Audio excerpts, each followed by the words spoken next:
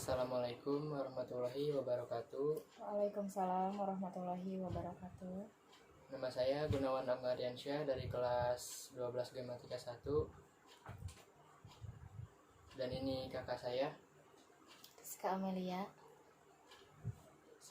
Kami akan wawancara membahas tentang perkembangan teknologi handphone atau iptek yang ada di Indonesia. Dan saya sebagai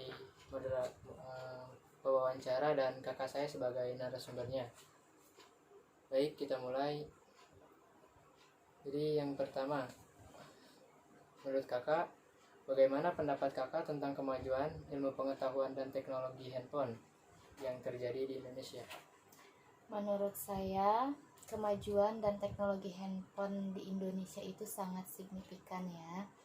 Karena yang tadinya handphone itu hanya bisa menerima telepon dengan mengandalkan suara dan SMS hanya sekadar tulisan. Kalau sekarang kan udah ada video call, terus ada stiker-stikernya gitu. Dan menurut saya banyak informasi yang bisa kita dapat di website-website tertentu. Jadi dari berita bencana, kabar baik, kabar buruk bisa kita dengar bagaimana keadaan di luar sana gitu. Jadi kita tidak hanya tahu bagaimana sih situasi sekarang itu gitu. Nggak cuma di lingkungan kita aja, tapi kita tahu entah itu di luar Jawa gitu kan, di luar pulau, kita bisa tahu dari situ. Terus, menurut kakak apa dampak positif yang bermanfaat dari kemajuan teknologi HP? Dampak positifnya itu kita bisa lebih mudah mendapatkan informasi. Contohnya seperti sekarang anak sekolah kan pakainya handphone ya, karena ada COVID kayak gini. Jadi kan sekolah melalui daring.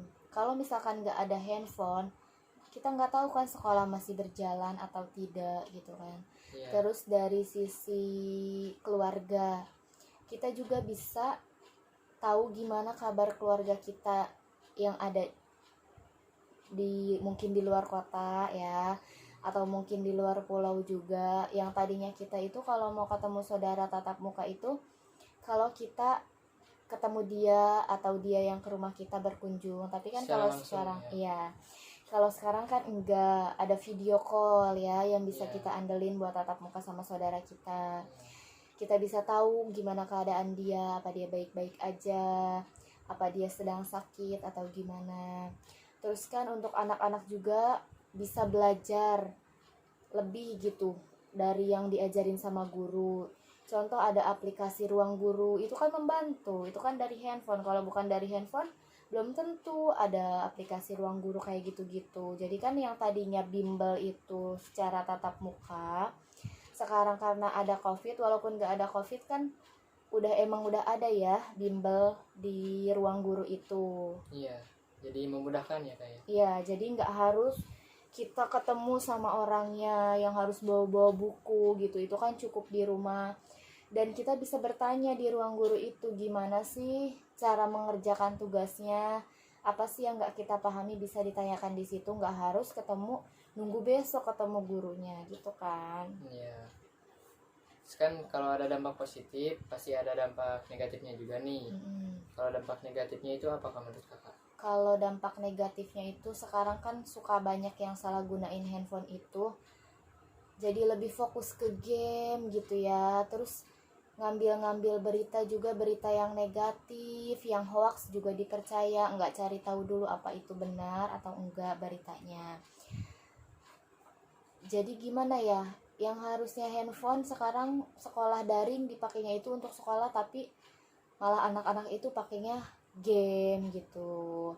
Terus kan ada juga orang tua yang emang nggak ada uang untuk beli handphone gitu ya, agak susah juga gitu kan. Tapi mau gimana lagi, sekolah kan sekarang emang udah daring gitu.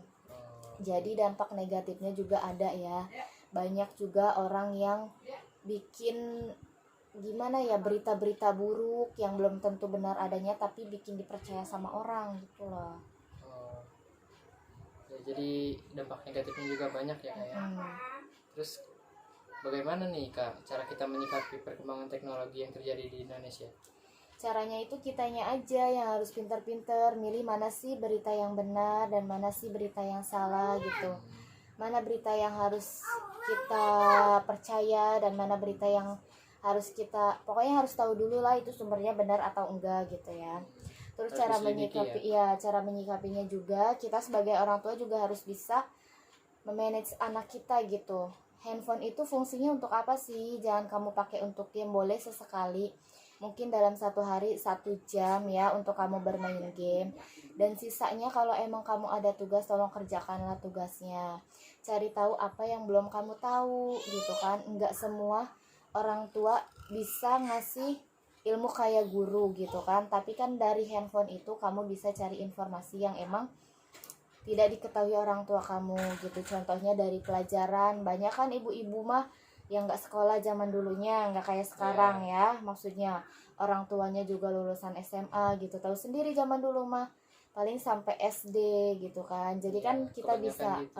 jadi kan kita juga bisa cari informasi di handphone gitu. Mungkin lewat Google bisa juga kan, kalau emang kita ikutan ke aplikasi Ruang Guru ya lebih mudah gitu sekarang, apalagi udah ada yang mudahin banget gitu. Pokoknya sepintar-pintarnya kita lah, sebijak-bijaknya kita gitu. Apalagi kalau anaknya masih di bawah umur, orang tuanya harus benar-benar memanage mana yang harus kamu lihat dan mana yang nggak boleh kamu lihat gitu. Jadi kita harus lebih pintar dalam menggunakan handphone ya kayak. Iya. Yang nggak boleh salah menggunakan handphone gitu. Jangan terlalu sering dipakai game lah ya. Kalau emang sekolahnya harus online ya buat sekolah aja gitu. Ya segitu aja ya Kak ya. Iya. Mungkin sekian dari kami, kurang lebihnya mohon maaf. Dan untuk Kakak terima kasih Kak atas informasinya. Sama-sama. Kurang lebihnya mohon maaf. Bila ada salah kata juga mohon dimaafkan. Ya. Assalamualaikum Assalamualaikum warahmatullahi wabarakatuh.